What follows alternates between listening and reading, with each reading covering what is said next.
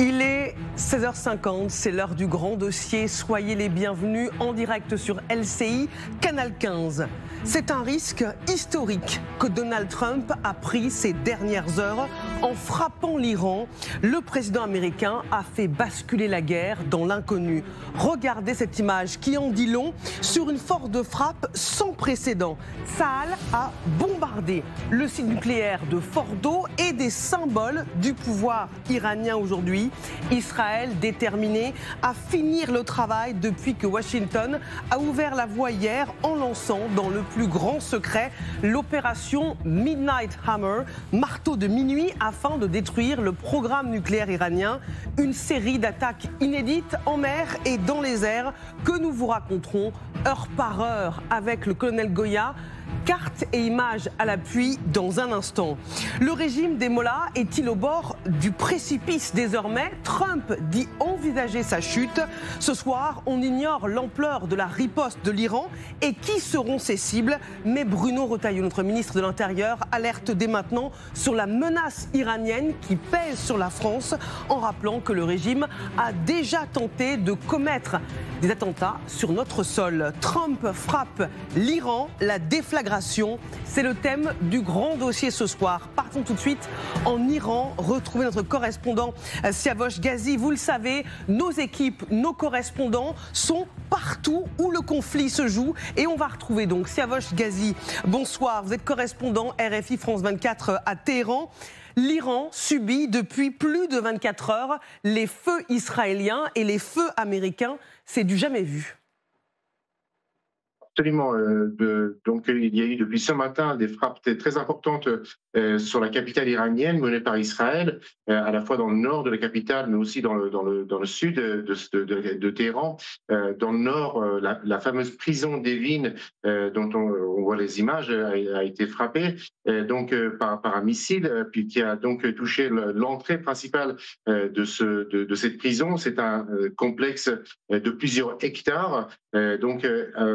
Quand on entre dans cette prison, il y a tout d'abord les bâtiments administratifs, et les bureaux de la direction de la prison, et une succursale de la justice également. Et donc ces bâtiments-là ont été touchés par la frappe qui a été menée par l'armée israélienne. Il y a des blessés et des morts selon les médias d'État. D'autres sites militaires, mais aussi des militaires appartenant aux gardiens de la Révolution, aux forces Basiji, qui sont donc des miliciens islamistes qui sont contrôlés par les gardiens de la Révolution, mais aussi certains bâtiments de renseignement, par exemple de la police, ont également été touchés dans le nord, mais aussi dans le sud de la capitale. Par exemple, la base Sarollah, qui est chargée du maintien de l'ordre et de la sécurité dans la capitale en temps de crise, et qui se trouve dans le nord de Téhéran, a été touché. Et il y a aussi un bâtiment du Croissant Rouge iranien qui a été également touché. On ne sait pas combien de morts ces frappes ont fait. Bien sûr, il va y avoir des morts, mais on n'a pas de bilan de la part des autorités iraniennes. Et puis en même temps, il y a eu des frappes importantes dans la ville de Karaj, située à 50 km à l'ouest de Téhéran. Et là encore, des sites militaires, des gardiens de la Révolution ou des Basiji ont été frappés dans cette ville de Karaj, qui est une ville très importante et qui compte 3 millions d'habitants, donc un centre important, qui est pratiquement collé à la capitale iranienne. Merci beaucoup Siavosh Ghazi pour ces dernières informations. Correspondant RFI France 24 en direct de Téhéran. Pour comprendre ce qui se joue, accueillons dans le grand dossier ce soir le colonel Michel Goya. Bonsoir. Bonsoir Marie-Élie. Consultant militaire pour LCI. Magali Barthès, bonsoir. Bonsoir. Éditorialiste international sur LCI. Et Guillaume Roquette, bonsoir. Vous dirigez la rédaction du Figaro Magazine. Et Raphaël Jérusalemi, ex-officier du renseignement militaire israélien, nous rejoindra dans quelques instants. Israël, je vous le disais, a mené des frappes sans précédent sur des symboles et des centres du pouvoir à Téhéran, la capitale iranienne. Et parmi ces cibles, la prison d'Evin, où se trouvent 2 otages français retenus depuis plus de 3 ans, Cécile Collère et son compagnon Jacques Paré. Jean-Noël Barrot, notre chef de la diplomatie française, a réagi il y a quelques instants sur X et a donné des nouvelles nouvelles de ces 2 otages français. Il a dit que le fait que cette frappe ayant visé la prison d'Evin à Téhéran ait mis en danger nos ressortissants était inacceptable. J'ai demandé de leurs nouvelles et leur libération immédiate à mon homologue iranien.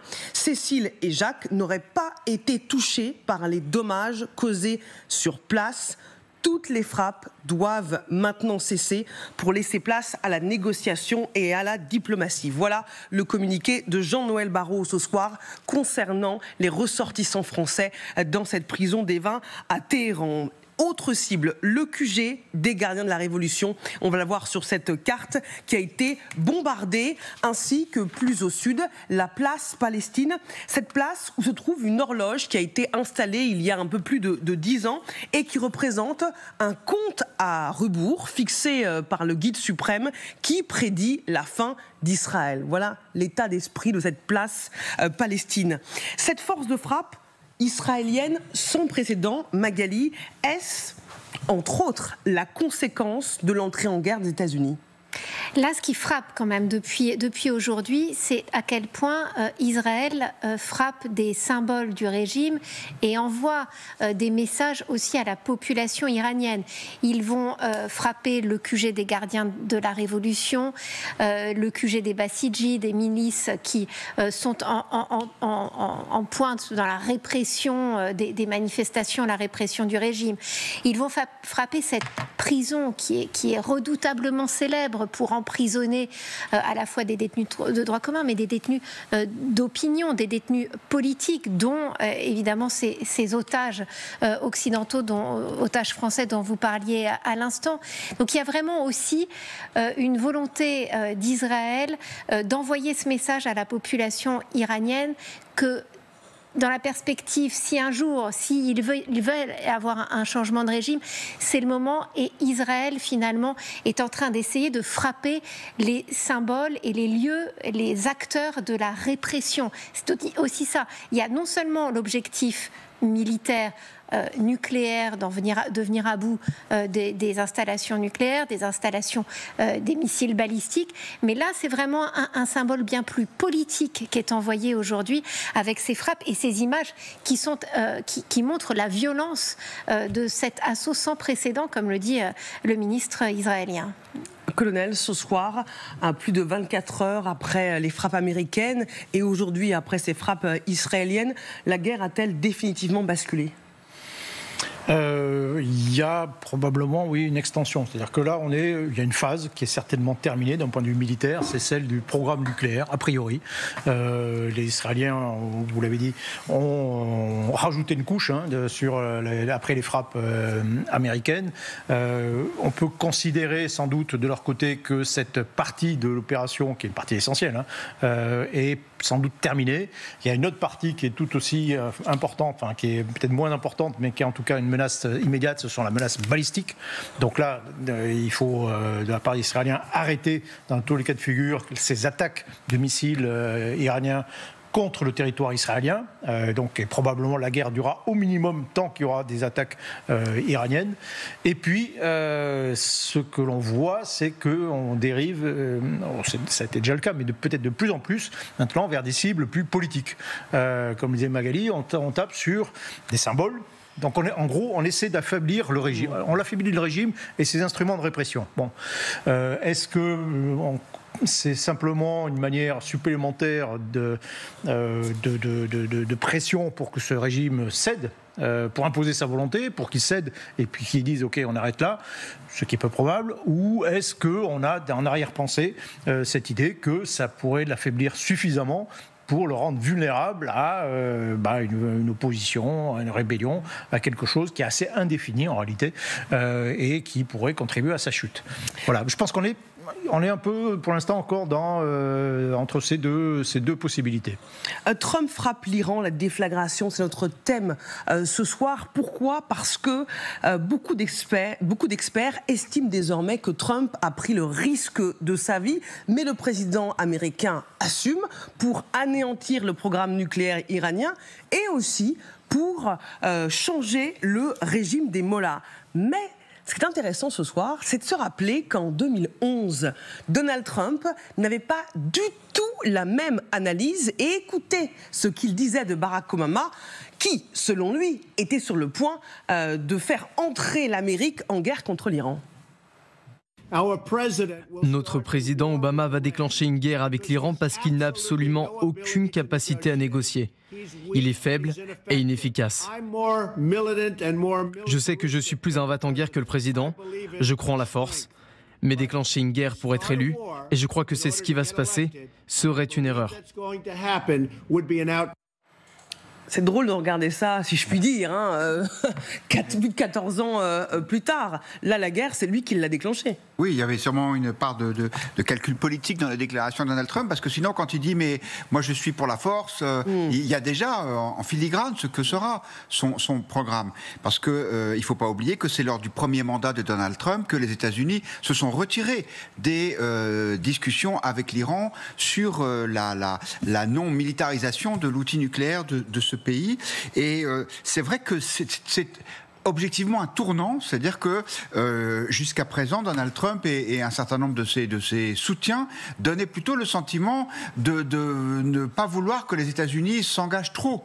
Par exemple, sur l'Afghanistan, Donald Trump avait été très critique sur l'engagement des troupes américaines. Là, probablement qu'il pense qu'il y a un coup à jouer, c'est-à-dire que le risque pris en frappant les cibles iraniennes pouvait apporter un bénéfice. Pour autant, effectivement, qu'il obtienne son résultat, qui vaut la peine, entre guillemets, que le risque vaut d'être pris. Et puis, l'avantage de Trump, c'est que, comme il n'a pas beaucoup de conviction, avec lui, on est toujours surpris, et ça peut assez vite retourner les situations. Je vous rappelle qu'il avait dit qu'il se donnait 15 jours pour savoir ce qu'il allait faire avec l'Iran. C'était peut-être un leurre.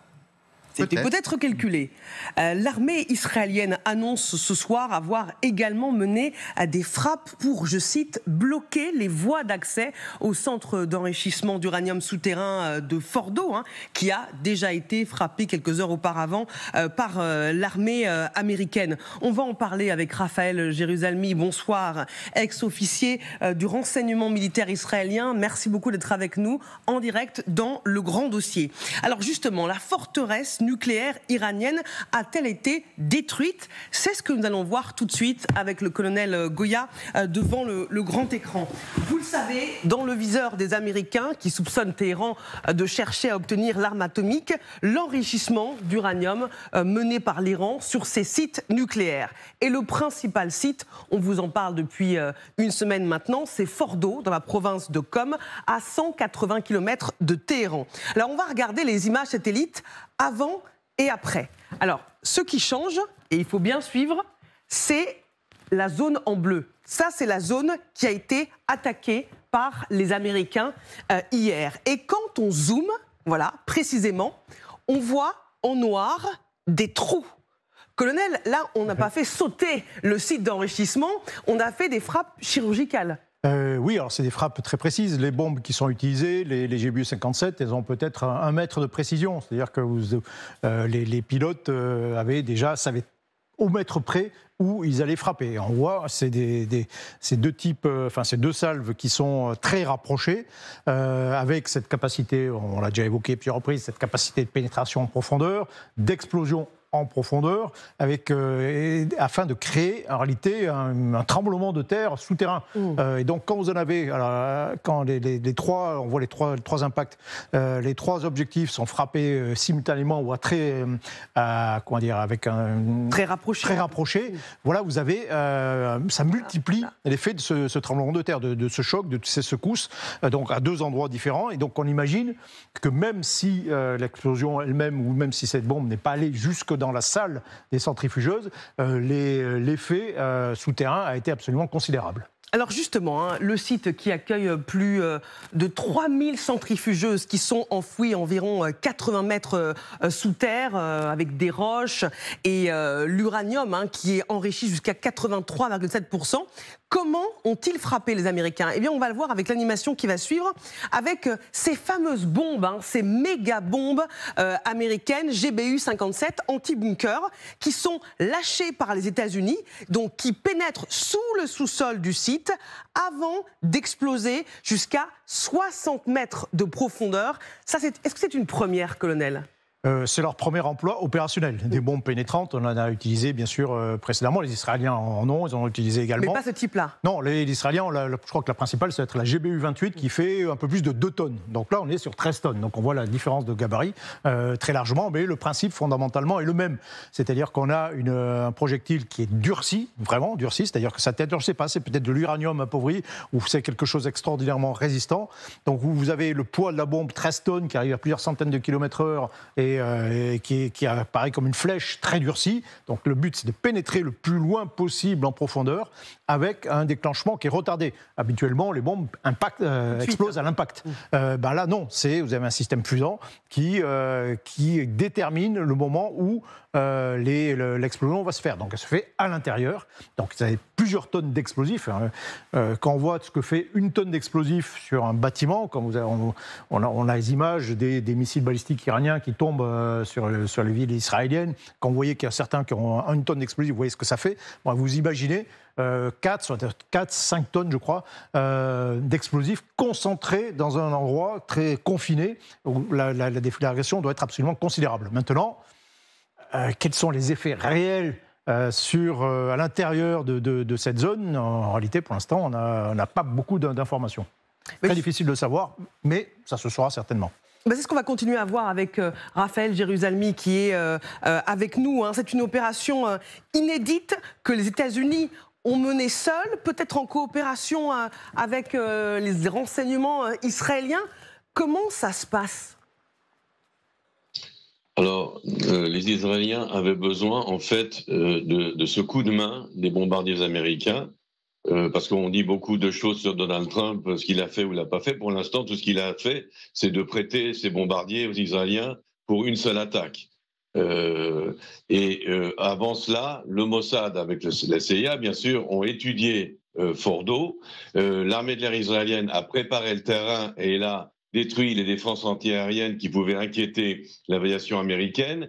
Elle a ouvert un couloir tactique aérien par lequel on peut arriver les avions américains sans être inquiétés, faire leur travail et repartir. Maintenant qu'ils sont repartis, les Israéliens continuent. Ce qu'ils avaient demandé a été fait. Ce qu'ils avaient demandé, c'est qu'on troue la carcasse qui protège Fordo, et si jamais il y a encore des choses à détruire, parce qu'en plus des explosions dont on a parlé, il y a le souffle et il y a les effets sismiques. C'est une région de tremblement de terre, et on sait, de par les renseignements israéliens, que lorsque les Iraniens ont construit Fordo, ils n'ont pas pris de précautions outre mesure sur le plan sismique, sur le plan des tremblements de terre, se faisant confiance justement à la tectonique, à la dureté du roc de la montagne sous laquelle Fordo est enterré, et puis tout l'acier qui est en plus autour. Cet acier, ce roc, ont été brisés par les bombes américaines. Si jamais en dessous, vous avez montré des trous, c'est par ces trous-là que les Israéliens, aujourd'hui, si besoin, peuvent venir jeter des bombes encore de 2 tonnes et plusieurs, et avoir un effet marteau-piqueur, car le gros du travail est fait. Le reste, les Israéliens peuvent le faire sans les Américains. Regardons ensemble ce que dit ce conseiller du régime iranien. Nous avons récupéré et mis à l'abri toutes les ressources avant. Tous les matériaux sont maintenant entre nos mains. Magali Barthès, est-ce que ça veut dire que les Américains se sont peut-être réjouis un peu vite et qu'en fait, les Iraniens qui savaient que le site serait frappé tôt ou tard avaient déplacé leur stock d'uranium?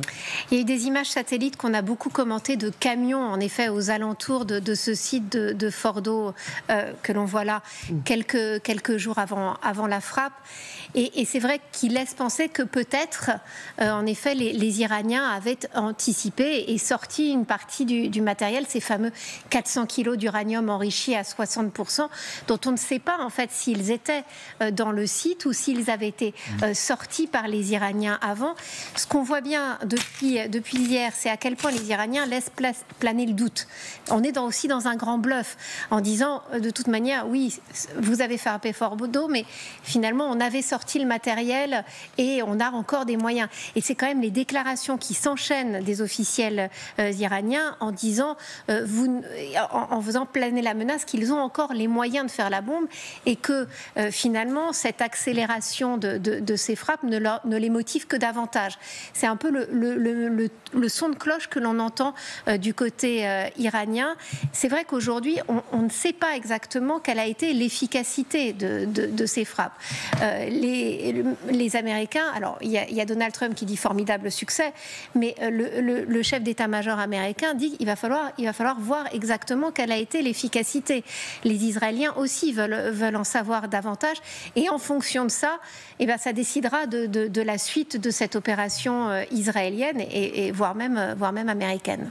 Israël déterminé ce soir à finir le travail, si je puis dire, depuis que Washington a ouvert la voie en lançant hier dans le plus grand secret l'opération Midnight Hammer, marteau de minuit, afin de détruire le programme nucléaire iranien. Ce soir, Israël appelle les habitants de Téhéran à s'éloigner des bases militaires. Est-ce annonciateur d'une nouvelle frappe? Le régime des mollahs est-il au bord du précipice? Trump dit envisager sa chute. C'est ce que nous verrons avec Mohamed Sifawi, journaliste spécialiste du monde arabe, qui va nous rejoindre. À tout de suite dans le grand dossier.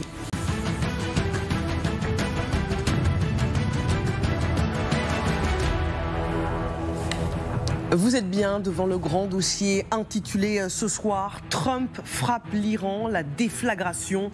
Israël déterminé à finir le travail depuis que Washington a ouvert la voie en lançant hier l'opération Midnight Hammer, marteau de minuit, afin de détruire le programme nucléaire iranien. Une série d'attaques inédites en mer et dans les airs que nous vous raconterons heure par heure avec le colonel Goya. Images et cartes à l'appui dans un instant. On posera aussi cette question. Le régime des mollahs est-il au bord du précipice désormais? Trump envisage sa chute. À tort ou à raison? C'est ce que nous verrons avec Mohamed Sifawi qui nous a rejoint. Bonsoir. Vous êtes politologue, journaliste, grand spécialiste du monde arabe. Je rappelle votre dernier ouvrage, Hezbollah, de Beyrouth à Paris. La milice prépare son retour, aux éditions du Rocher. Le Hezbollah, un mouvement libanais qui a d'ailleurs condamné les frappes américaines. Hezbollah, allié de l'Iran. Le colonel Michel Goya est toujours avec nous. Guillaume Roquette du Figaro est toujours avec nous, ainsi que Magali Barthès, notre spécialiste des questions étrangères sur LCI. Avant de vous entendre, écoutons ensemble le chef du gouvernement israélien, Benjamin Netanyahou, qui parle du basculement opéré par l'intervention américaine. Félicitations, président Trump. Son leadership aujourd'hui a créé un tournant de l'histoire qui peut aider à conduire le Moyen-Orient et au-delà vers un avenir de prospérité et de paix. Le président Trump et moi-même disons souvent que la paix passe par la force. La force vient d'abord, ensuite viendra la paix. Partons en Israël retrouver l'une de nos équipes. Vous le savez, nos correspondants, nos journalistes sont partout là où le conflit se joue. Thomas Misraki est à Tel Aviv avec Thibaut Bruck. Bonsoir Thomas. Netanyahou est donc déterminé à, si je puis dire, finir le boulot entamé par les Américains hier. Vous venez de l'entendre, le Premier ministre israélien, il dit deux choses. Il dit d'abord qu'Israël ne frappera pas l'Iran plus que nécessaire, mais aussi qu'Israël ira au bout de ses trois objectifs. Et vous les connaissez, ces objectifs. Il s'agit de se débarrasser des capacités nucléaires militaires de l'Iran, de ses capacités balistiques, mais aussi, pour reprendre ses propres mots, la décapitation du régime iranien. Et c'est ce qu'a commencé à faire l'armée israélienne, semble-t-il, ces dernières heures. Elle met en garde ce soir les Iraniens, éloignez-vous des sites militaires et des sites gouvernementaux. Les frappes ont déjà commencé aujourd'hui autour de Téhéran et dans la capitale iranienne. Ce sont le quartier général des gardiens de la Révolution qui a été frappé, mais aussi des infrastructures énergétiques ou encore la prison d'Evin où sont prisonniers des opposants politiques. Vous comprenez le message, il s'adresse directement à la population iranienne, des Israéliens qui sont aussi en train de bombarder l'Iran au sud ou plus au sud du pays, sur le site militaire de Fordo, pour en couper les accès aux Iraniens. Merci beaucoup Thomas Misraki avec Thibaut Bruck. Nos équipes qui sont sur le pont 24 heures sur 24 si je puis dire, depuis que cette opération historique a commencé. Je vous le disais, Israël a mené dans le sillage des Américains des frappes sans précédent sur des symboles et des centres du pouvoir à Téhéran, la capitale iranienne. Kadi, vous nous avez rejoint. Bonsoir Kadi. Quels ont été les sites qui ont été frappés? Oui, alors effectivement, Marie-Aline Atzal confirme que des avions de combat ont largué plus d'une centaine de munitions en quelques heures seulement sur des cibles toutes particulières au cœur de Téhéran. On parle du quartier général des gardiens de la Révolution, de la prison d'Evin, ainsi que la place de la Palestine. Alors le QG est évidemment particulièrement symbolique puisque c'est ici que se trouve le QG du Basiji, ainsi que les centres de commandement de la sécurité intérieure. Israël affirme donc avoir tué une centaine de membres du corps des gardiens de la Révolution islamique. Le quartier général de la police nationale a également été visé ce matin. Ensuite, 2 autres quartiers touchés dans la capitale. D'abord, donc cette prison d'Evin, symbole de la répression politique de la République islamique. Vous voyez ces images de cette porte d'entrée qui explose. C'est là que sont retenus de nombreux opposants politiques et notamment les Français Cécile Collère et Jacques Paris, détenus depuis maintenant plus de 3 ans. Noémie Collère, d'ailleurs la sœur de Cécile Collère, a d'ailleurs réagi un peu plus tôt sur notre antenne. Elle a parlé d'un acte irresponsable. Elle se dit d'ailleurs très inquiète. Elle craint évidemment que ses proches soient en danger de mort.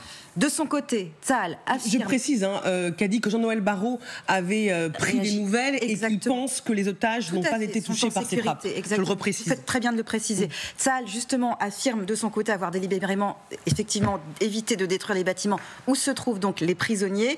Enfin, une autre cible d'Israël, il y a quelques heures, donc toujours aussi emblématique, le régime des Mollahs, la place de la Palestine. Pourquoi? Tout simplement parce que sur cette place, il y a la célèbre horloge, surnommée horloge de la destruction d'Israël, conformément à cette promesse des Mollahs. Elle a été érigée en 2017 et c'est en quelque sorte le compte à rebours des Mollahs, la disparition supposée, espérée par l'ayatollah Khamenei en 2040. L'armée israélienne a aussi frappé le quartier général de Tarala, qui est chargé de défendre Téhéran contre les menaces à la sécurité nationale. Merci beaucoup, Kadi. Mohamed Sifawi, à l'aune de ce qui s'est passé ces dernières heures, les frappes israéliennes et les frappes américaines historiques, est-ce qu'on peut dire que les heures du régime sont comptées? Moi, je ne le dirais pas. Pourquoi? Parce que c'est trop tôt, parce que le régime iranien est un régime solide, quoi qu'on en pense. C'est un régime qui a fait système, qui est constitué de plusieurs strates, qui a assuré un maillage total de la société iranienne. Il faudrait beaucoup plus, me semble-t-il, pour que le régime s'effondre. Il faudra je comprends qu'on soit actuellement que certains soient enclins à déployer une propagande en temps de guerre, mais notre rôle de journaliste, c'est quand même de rétablir les faits. Le régime iranien est décrié par une partie de la population iranienne. Bien malin celui qui peut quantifier cette contestation. Et on a 2 niveaux de mesure. Ce qui s'est passé en 2009 et ce qui s'est passé en 2019. Et à ces 2 moments, la population qui honnie le régime a été réprimée très durement et n'a pas été en mesure de créer cette jonction nécessaire pour provoquer une révolution, celle qui avait permis la chute du Shah, c'est-à-dire la jonction avec l'institution militaire ou avec l'appareil sécuritaire. Aujourd'hui, en Iran, ce régime repose sur les Basiji, on l'a dit, c'est un corps de mobilisation citoyenne qui est un bras idéologique et populaire du régime. Il y a les gardiens de la Révolution, les redoutables gardiens de la Révolution, et c'est l'un des rares pays, sinon le seul, me semble-t-il, je parle sous votre contrôle, qui possède d'une certaine façon 2 armées. Il y a l'armée iranienne et il y a l'armée qui est le bras armé du régime. Donc pour démanteler tout ça, il faudra un peu plus, mais on fera les comptes au moment où on dira que la guerre est terminée.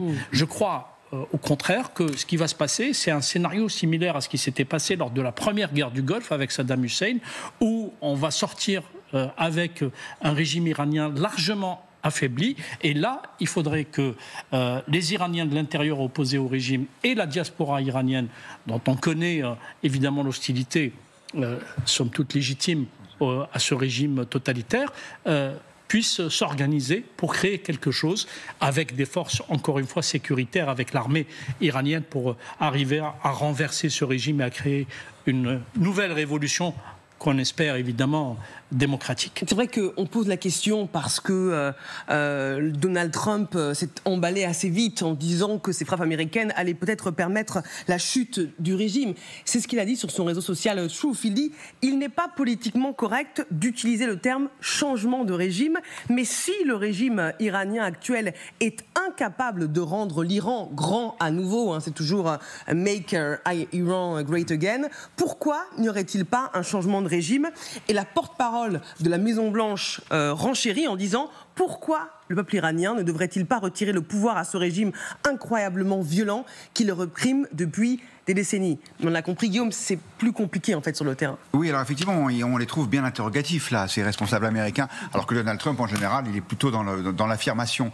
Probablement qu'il est sur une ligne de crête parce qu'il souhaite évidemment que le régime des Mollahs s'effondre, mais pour autant, il ne semble pas prêt à franchir le pas qui consisterait en premier lieu à essayer d'éliminer physiquement le guide suprême, c'est-à-dire l'ayatollah Khamenei, qui est le vrai patron de l'Iran. Et d'ailleurs, on sait que après les premières frappes israéliennes, il a en quelque sorte retenu le bras des Israéliens pour cela. En revanche, ce qui est possible, c'est que sans vouloir aller jusqu'à s'impliquer eux-mêmes, les Américains soutiennent l'initiative israélienne qui consiste à dire, puisqu'on ne sait pas encore, comme ça vient d'être dit, quelle est l'ampleur de l'opposition iranienne, eh ben, on va juste essayer de faire en sorte qu'elle puisse peut-être oser s'exprimer. Et pour ça, pour éviter la répression qui est extrêmement sévère depuis plus de 2 ans maintenant, on a vu les manifestations, on a vu aussi des policiers qui tiraient sur la foule, qui arrêtaient les opposants, qui parfois les torturaient, qui parfois les pendaient.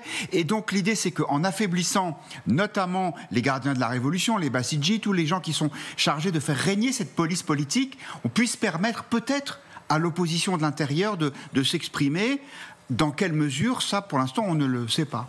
Colonel Goya.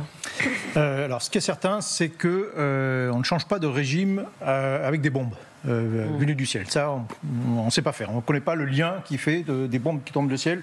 Un régime politique change, ça on ne sait pas.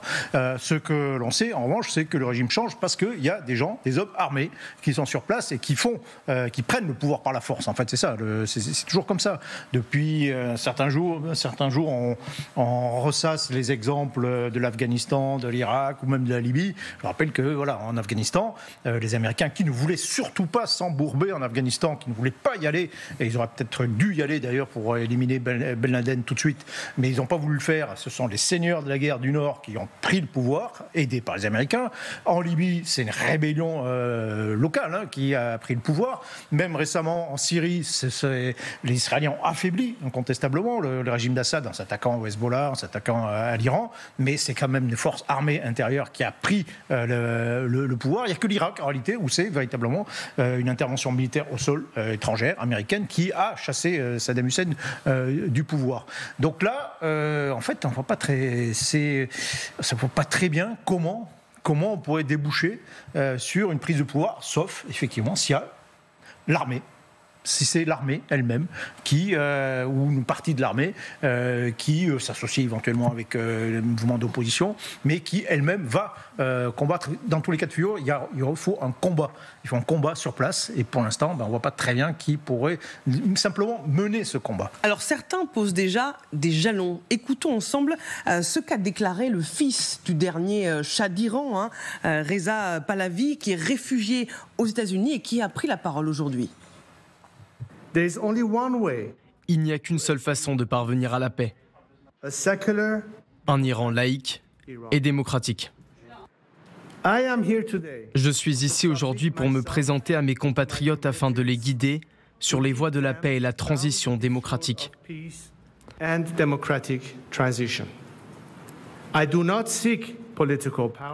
ne cherche pas le pouvoir politique, mais plutôt à aider notre grande nation à traverser cette période critique vers la stabilité, la liberté et la justice. C'est compliqué d'imaginer l'après, parce que le régime est affaibli, mais il est encore là. Et il n'est pas évident que le peuple iranien, qui est divers, ait envie d'accueillir le fils du Shah. Surtout que le régime iranien a renforcé les Bassidji dans les rues de Téhéran, a encore pendu un homme ce matin qui était convaincu d'espionnage au profit du Mossad. Donc on voit que cette répression, elle reste extrêmement dure. Alors oui, il y a beaucoup de scénarios qui sont envisagés. Oui, on parle de temps en temps du fils du Shah d'Iran qui vit à Washington, qui doit être certainement consulté. En même temps, ce que disent beaucoup de personnes dans l'entourage de Donald Trump, c'est que le retour du fils du Shah n'est pas véritablement une option qui est envisagée. C'est-à-dire qu'aujourd'hui, il n'y a pas un homme qui émerge. Et c'est pour ça que c'est d'ailleurs très compliqué. Il n'y a pas un homme qui émerge pour justement unifier cette opposition de l'intérieur et de l'extérieur. C'est pour ça que c'est compliqué d'envisager aujourd'hui le changement de régime. Ce qui est assez frappant, c'est que dans les opérations d'Israël, on voit bien à quel point il frappe les gardiens de la révolution, à quel point il frappe les Bassidji, les postes de police, les grandes figures de ce régime. L'armée régulière, elle est beaucoup plus épargnée. Et alors ça, c'est peut-être justement un signal qu'Israël jouerait davantage l'armée régulière face à cette armée parallèle que représentent les gardiens de la Révolution. Mohamed Sifawi. Oui, je suis entièrement d'accord, d'autant plus que, en vérité, il faut revenir aux objectifs de guerre. Ce qui est voulu, et en tout cas si on se fie à ce qui est dit officiellement, ce qui est recherché, c'est la neutralisation du programme nucléaire iranien, la neutralisation des capacités balistiques des gardiens de la Révolution et faire en sorte à ce que le régime iranien ne soit plus en mesure d'actionner des proxys qui représentent tout ce bouillonnement, c'est un euphémisme, toute cette toxicité dans l'ensemble du Moyen-Orient. Ces trois objectifs politiques et donc qui sont accompagnés par des objectifs de guerre n'incluent pas un changement de régime. D'ailleurs, à vrai dire, à court terme, ça ne serait pas faire les affaires de la région, puisque on sait très bien que lorsqu'un régime comme celui-ci, encore une fois qui fait système, dans lequel il y a des gardiens de la Révolution et une armée, ça veut dire qu'il y aurait une confrontation entre les deux, ça veut dire une guerre civile, ça veut dire aussi peut-être l'exacerbation de tensions intracommunautaires ou intercommunautaires plutôt. Donc, à un moment donné, je pense que l'intérêt des uns et des autres, c'est de créer un système ou plutôt un régime iranien qui soit totalement affaibli, peut-être expurgé de ce guide de la Révolution, peut-être qu'il y aurait un autre, peut-être, on est dans des suppositions, qu'il y aurait une montée en puissance de ceux qu'on appelle les réformateurs au sein du système civil iranien, et que tout ceci mélangé donnerait lieu à un régime iranien toujours islamiste, mais très affaibli, incapable de générer la moindre toxicité à l'égard, en direction d'Israël. Il faut souligner une chose qui n'est pas souvent dite. En réalité, les conditions de la paix, aujourd'hui, j'entends souvent les gens parler de paix, c'est très bien, mais les conditions de la paix ne sont pas réunies. En revanche, ce qui est recherché, et ça, le pragmatisme américain et le pragmatisme israélien le démontrent, ce qui est recherché, c'est la sécurité. Ce n'est pas la paix, la sécurité d'Israël et la sécurité de la région. C'est un minimum qu'il faut assumer, parce qu'on ne peut pas aller plus loin, en vérité, parce que pour réaliser la paix, il faut avoir des hommes de paix, de grands hommes de paix, il faut avoir aussi les conditions pour que la paix se réalise. En l'état actuel des choses, il n'y a pas... Il faut regarder les choses en face. Il n'y a pas possibilité de faire la paix ou de créer un grand espace pacifié au Moyen-Orient. En revanche, il y a possibilité pour les États qui sont menacés, et je pense notamment Israël, de se garantir un climat de sécurité. Je pense que c'est la décision ou même la doctrine qui est désormais suivie depuis le 7 octobre. Guillaume, je voulais réagir. Oui, parce qu'il me semble que pour l'instant, on n'est pas encore dans cette configuration-là, c'est-à-dire d'un pouvoir qui est suffisamment affaibli pour se montrer coopératif. Parce que les dernières déclarations des militaires iraniens, c'est au contraire de promettre les feux de l'enfer aux Américains et aux Israéliens. Donc ça suppose que les frappes ne vont pas s'arrêter là. C'est-à-dire qu'il faut encore affaiblir le régime pour qu'il se sente suffisamment en difficulté, voire même suffisamment menacé pour pouvoir se montrer un petit peu plus ouvert à des discussions. Mais si ça se fait pas, on aura quoi gagner 6 mois, 1 an, peut-être 2 ans, mais si les Iraniens ont gardé une capacité d'enrichissement de l'uranium, ça aurait été une guerre pour rien. Colonel. Oui, non, je suis effectivement d'accord. Parce que Mohamed, il y a 20 ans, un officier israélien me disait, mais tu sais, nous, on veut pas la paix. La paix, c'est trop compliqué à obtenir, c'est inconcevable. Il y a tellement de concessions qu'il faudrait faire. En revanche, on veut la sécurité, et ça, on peut l'avoir. Et donc, on se condamne, mais c'est accepté à ce qu'il va faire, ce qu'on appelle la tonte de gazon. Donc, on va taper. Quand il y a une menace, on frappe très fort. On affaiblit cette menace, et puis on en a pour quelques années de sécurité, ainsi de suite. Mais on est suffisamment fort et on est suffisamment résilient, suffisamment endurant pour être capable de le faire tout le temps qu'il faudra, toute l'éternité s'il le faut, de taper comme ça. Là, le Hamas est écrasé, a pris des coups considérables, mais il est toujours là. Le Hezbollah, pareil, a pris beaucoup de coups sur la tête, mais il est toujours là. Et l'Iran va prendre, le régime en tout cas, va prendre certainement beaucoup de coups, mais il sera toujours là. Et donc, ce sera probablement partie remise, parce que la question palestinienne, elle n'est absolument pas résolue, qu'à la limite même, la manière dont cette guerre a été gérée à Gaza est certainement porteuse aussi, en tout cas d'un traumatisme du côté palestinien, est porteuse aussi d'ennuis futurs, mais on est toujours, en réalité ça n'a pas changé depuis le début, on est toujours dans de la tonte de gazon, à part que le gazon est humain. Cette déflagration, dont on ignore encore les conséquences, et notamment l'ampleur de la riposte iranienne, que ce soit aux États-Unis ou en France, elle est là ce soir parce qu'elle a été déclenchée par cette opération américaine sans précédent en mer et dans les airs que nous allons analyser très précisément, vous raconter avec le colonel Goya devant le grand écran. Alors, la première carte, dans la nuit de samedi à dimanche, à minuit précisément, c'est pour ça que l'opération s'appelle le marteau de minuit, il y a 7 avions, on les voit là, ici, qui sont représentés, 7 avions B-2 qui vont décoller et quitter une base du Missouri.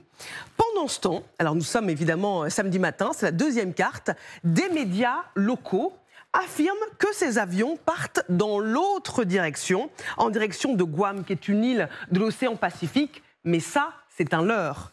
Troisième carte, pendant ce temps, les méga-bombes que transportent les avions bombardiers, elles sont tellement lourdes qu'il y a plusieurs ravitaillements en cours. Un premier ravitaillement qui s'est fait sur le sol, au-dessus du sol américain.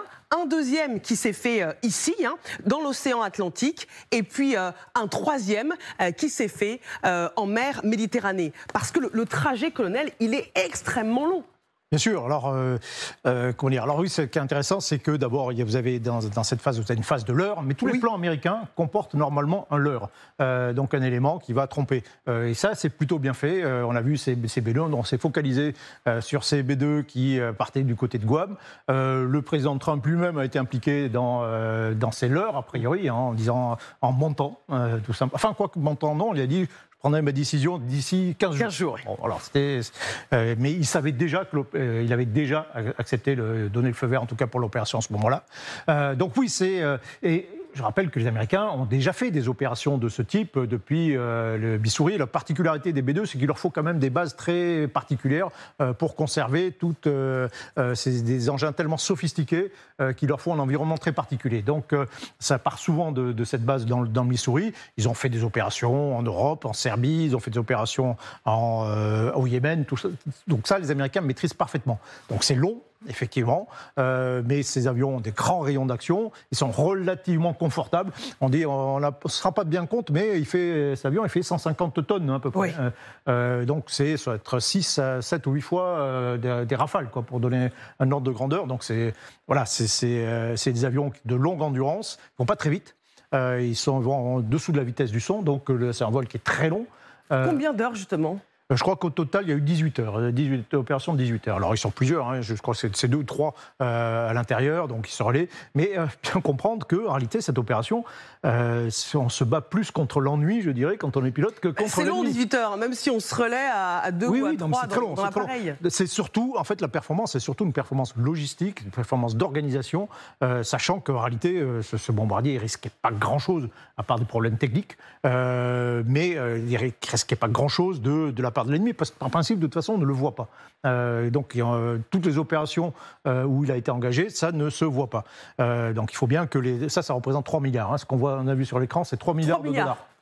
Ça doit être l'avion le plus cher au monde, très certainement. On poursuit donc les étapes de l'opération avec la 5e carte qui nous montre que le groupe d'avions B2, là représenté ici en blanc, est rejoint par une escorte de chasseurs américains. Et avant que le groupe n'entre en Iran, un sous-marin que vous voyez représenté ici, un sous-marin dans la mer d'Oman, va commencer à lancer une vingtaine de missiles Tomahawk près du détroit d'Ormuz. Et ensuite, ce n'est que là que l'attaque commence. 20 missiles sur le site Ispahan, donc l'un des sites nucléaires. Les B2 vont larguer 14 bombes de 14 tonnes chacune sur Fordo et Natanz. Au total, c'est 125 appareils de l'armée de l'air américaine qui vont être mobilisés. On a parlé de mois de préparation. Oui. Qu'est-ce qui est le plus dur? C'est la coordination ou c'est vraiment l'opération en elle-même? Non, c'est cette coordination. Je rappelle que la dernière opération militaire américaine en Iran, c'était en 1979, que ça s'est terminé par un fiasco complet. C'était d'autres types d'opérations, une opération héliportée avec un commando, et les Américains s'étaient pris les pieds dans le tapis. Persan, bien sûr, tout seul. Ça a été une catastrophe, il y a eu des problèmes techniques, c'était très mal organisé. Donc depuis, les Américains soignent précisément la planification de leurs opérations. Donc là, il faut se coordonner avec les Israéliens. C'est-à-dire, vous voyez la route là, oui. C'est exactement la route que prennent les avions israéliens lorsqu'ils vont frapper en Iran. Donc là, concrètement, on se coordonne les Israéliens. Très simplement, on leur dit, écoutez, le ciel, là, pendant de telle heure à telle heure et sur tel couloir, il est à nous. Donc là, pendant ce temps, vous n'avez pas un seul avion israélien qui est dans le ciel. Donc comme ça, il n'y a pas de problème. Ensuite, il faut se coordonner avec le tir des missiles Tomahawk, des missiles de croisière qui sont lancés depuis le sous-marin de classe Iowa. C'est un ancien sous-marin lanceur de missiles nucléaires qui s'est reconverti en lanceur de missiles de croisière. Mais il en a 140 à bord. Il faut voir ce que c'est. Donc toute la difficulté, c'est les lancer, parce que là, ces missiles, ils sont lents. Donc il leur faut, je ne sais pas, il doit au moins 1 heure pour arriver sur les objectifs, de façon à ce que ces frappes soient simultanées. Donc la vraie difficulté, elle est là. Après, sur place, encore une fois, les missiles de croisière, alors ils peuvent être interceptés éventuellement, mais il n'y a pas de risque humain en lançant ces missiles. Et puis les B2 qui sont dans le ciel, en réalité, personne ne les voit, donc ils ne seront pas touchés. Donc c'est vraiment un problème, question de coordination extrêmement très précise pour que tout soit frappé au bon moment, au bon endroit. On a vu tout à l'heure les cartes de Fordo, donc les objectifs sont très précis et il ne faut pas se louper. C'est-à-dire que cette opération, on ne pourra pas la faire une deuxième fois, donc on met le paquet. 14 bombes lancées, 14 bombes des GBU-57 lancées, ça fait quand même un tonnage d'explosifs absolument colossal. Donc là, en gros, les Américains, et puis je ne sais plus combien de dizaines de missiles qui ont été lancés, les Américains ont mis le paquet, ils ont bien planifié leur opération, ils ont mis le paquet pour certainement ne pas avoir à revenir. Ah oui, parce qu'on comprend qu'évidemment, l'Iran a désormais envie de se venger. Et quel sera le prix à payer pour cette opération? Un responsable iranien déclare ce soir que les États-Unis allaient payer directement pour ces attaques. Et Bruno Retailleau, en France, rappelle qu'une menace iranienne pèse également sur notre territoire. A tout de suite dans le grand dossier.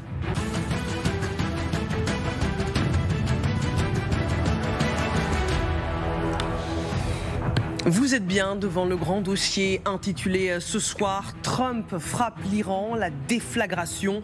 Quel sera le prix à payer pour cette opération américaine historique contre l'Iran?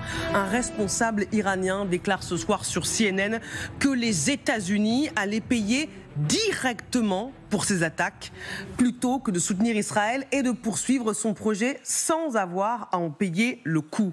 On va justement partir aux États-Unis, retrouver nos envoyés spéciaux Hélène Bonnet et Arthur Grolet. Vous le voyez sur notre carte, nos reporters, nos correspondants sont partout où la guerre se joue. Bonsoir Hélène. L'opération américaine divise, on le sait, outre-Atlantique, face notamment à un risque d'attaque terroriste accru venu d'Iran.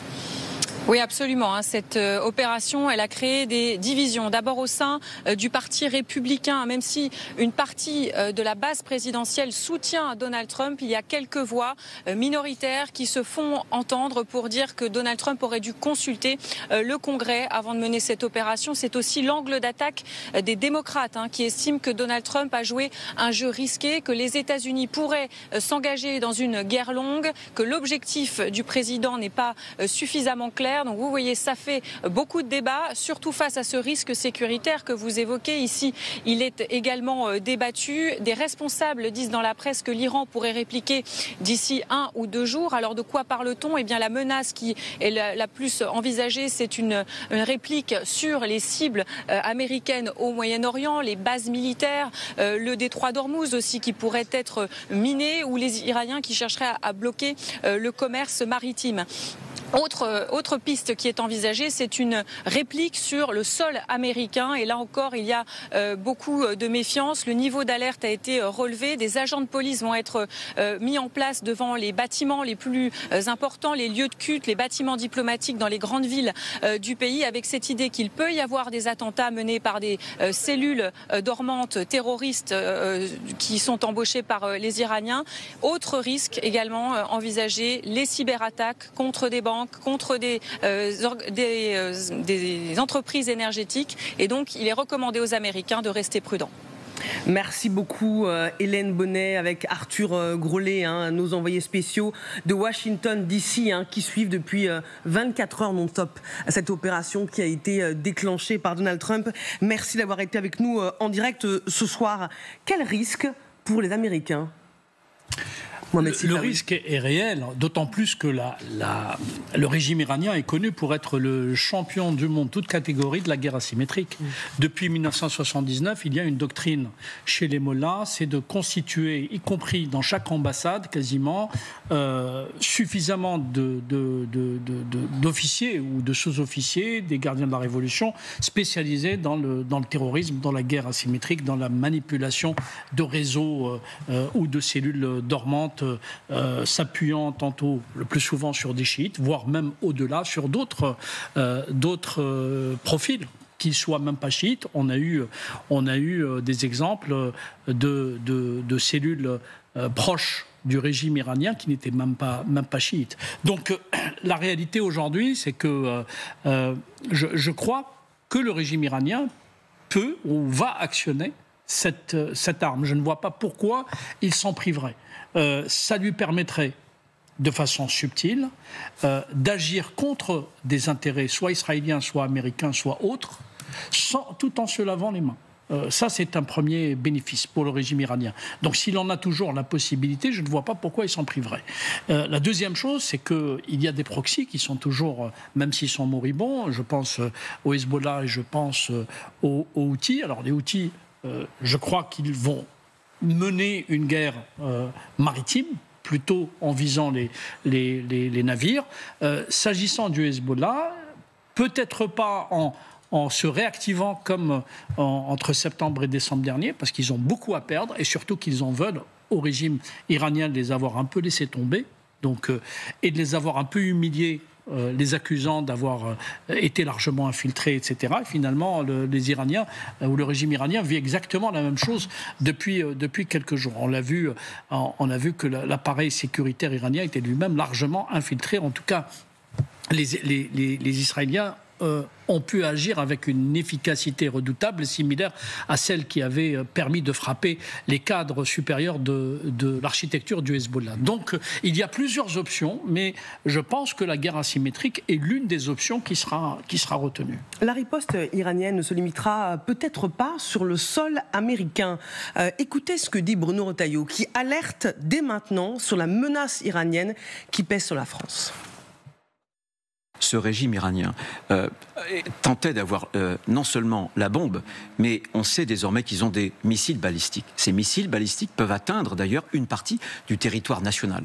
Ensuite, c'est un pays qu'on peut appeler d'ailleurs terroriste, qui a répandu les terrorismes, qui a financé les mouvements terroristes. Le Hezbollah, les Houthis, le régime d'ailleurs syrien. Donc ça n'est pas rien. Déclaration faite hier soir sur LCI face à Darius Rochebin. Colonel Goya. Oui, bien sûr. On a payé assez cher aussi, nous-mêmes, nous Français, pour savoir. Hein. Je rappelle que dans les années 80, on était en confrontation directe avec l'Iran et l'Iran nous a attaqué avec son allié syrien au Liban. On a attaqué nos soldats, on a attaqué notre ambassadeur. C'était les jours des prises d'otages. Il y a eu des attentats en 85 et 86 à Paris. Et finalement, je rappelle qu'au passage, on s'est déballonné quand même devant les Iraniens et qu'on a finalement tout cédé. On n'a jamais tenté la moindre action de force contre l'Iran au passage. Mais donc, ce que je veux dire, c'est que oui, les Iraniens ont toujours cette capacité de terrorisme via des proxys, des alliés. Donc ça, c'est une vraie possibilité. Contre les Américains, contre les Israéliens aussi, hein, il faut quand même le rappeler. Ensuite, la deuxième possibilité, c'est de s'attaquer, alors là aussi peut-être en utilisant des proxys en Irak, en particulier, de s'attaquer aux bases américaines qui sont sur place. Il faut imaginer simplement si d'un seul coup il y a une frappe qui réussit ou une attaque de missiles sur une base, un truc qui réussit, il y a 10-15 morts américains. Et là, tout de suite, le prix à payer commence. Pour l'instant, c'est gratuit hein, pour Donald Trump. C'est tout bénéfice pour l'instant. Hein. Mais si on commence à avoir des attentats, si on commence à avoir des morts américains, là, ça va être une autre chanson. Et puis, vous avez l'option maximale, c'est qu'ils s'attaquent. Alors, c'est un peu la fuite en avant. Hein. Là, on est plutôt dans une phase presque de guerre d'honneur. Il faut sauver la face, il faut montrer qu'on réagit à cette attaque, mais sans aller forcément trop loin pour quand même pas trop énerver les Américains et que ça escalade. Mais l'autre option, oui, on s'attaque au détroit d'Ormuz, comme dans les années 80 d'ailleurs, hein, on s'attaque au commerce. Alors soit on mine tout, on mine le détroit d'Ormuz et là on bloque tout le commerce et là ça devient très, très compliqué. Soit on fait de la guérilla navale, on va s'attaquer à certains navires, on va cibler un peu les navires, un peu comme le font les Houthis. Donc c'est possible aussi. Mais là, on commence à basculer dans des scénarios beaucoup plus graves. Donc voilà. Et après, il y a quand même les Iraniens ont une capacité de nuisance. Il faut simplement savoir jusqu'à quel niveau ils veulent aller. Il faut qu'ils sachent jusqu'où ne pas aller trop loin pour eux, pour ne pas déclencher, oublier les Américains qui apparemment, je termine là-dessus, veulent en rester là, probablement, hein, disant voilà, on a réussi un coup, pour l'instant c'est tout bénéfice pour Donald Trump, et qui n'ont pas forcément envie de s'engager dans beaucoup plus loin et laisser les Israéliens faire le seul boulot.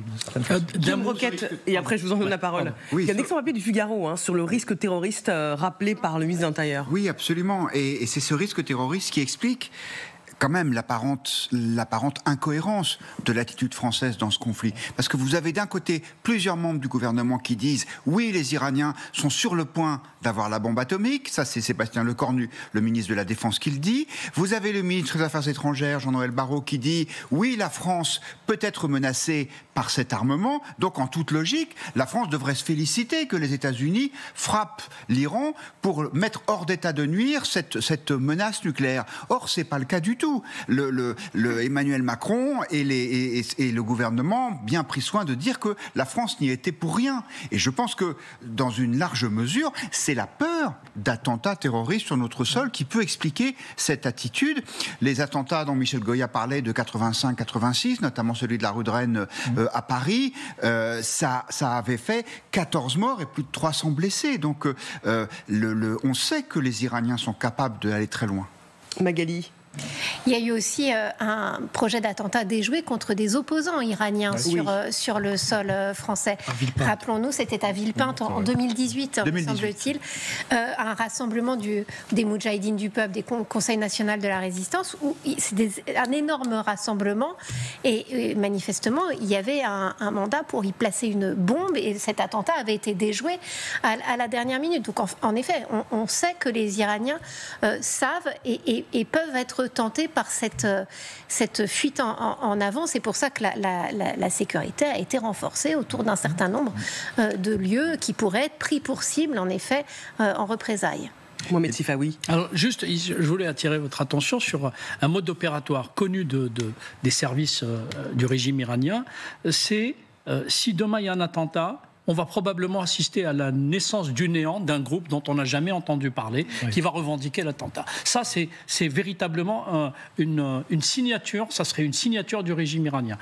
Un groupe islamique 2, ou groupe de résistance 2, ou je ne sais quoi, ou les soldats d'Ormuz, ou les bataillons de Com, ça va naître comme ça de nulle part, à Bahreïn, ou en Arabie Saoudite, ou n'importe où, peut-être même en Afrique ou en Amérique latine, là où les réseaux du Hezbollah sont présents, voire peut-être en Europe, on ne l'espère pas, et frapper de façon très ciblée les intérêts qui ont été cités. Guy Monquette, vous voulez réagir Oui, parce que l'attentat de Villepinte, la tentative d'attentat de Villepinte contre l'opposition iranienne dont parlait Magali, c'était l'illustration parfaite de ce que disait Mohamed Sifawi, qui expliquait que dans les ambassades même d'Iran, il y a des gens qui sont prêts à agir, puisque l'instigateur de cet attentat était un diplomate. Il a d'ailleurs été condamné à 20 ans de prison par la justice belge, parce que c'est là-bas qu'il s'est fait arrêter. Donc la réalité physique de cette organisation, on en a une preuve là. Merci d'avoir participé à ce grand dossier.